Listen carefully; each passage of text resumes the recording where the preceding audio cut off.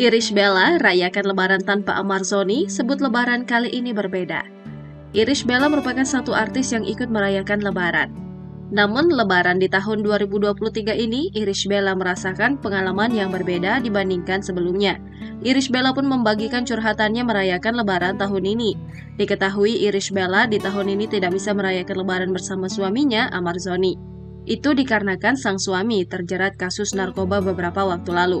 Melalui Instagram pribadinya, Irish Bella membagikan potretnya bersama keluarga merayakan lebaran.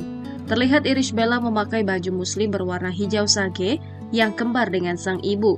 Dalam foto tersebut juga terlihat adik Irish Bella, yakni Sean Ivan Debule, serta dua anak Irish Bella yaitu Airumi Akbar dan Amala Putih Sabai Akbar. Namun sang suami tak terlihat merayakan Idul Fitri bersama Irish Bella dan keluarga.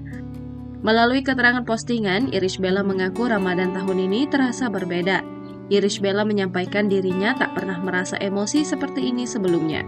Tak hanya merasa emosi, Irish Bella juga merasa berbagai perasaan lain yang campur aduk, seolah menggambarkan perasaannya saat menerima ujian Amar Zoni yang kembali terjerat narkoba.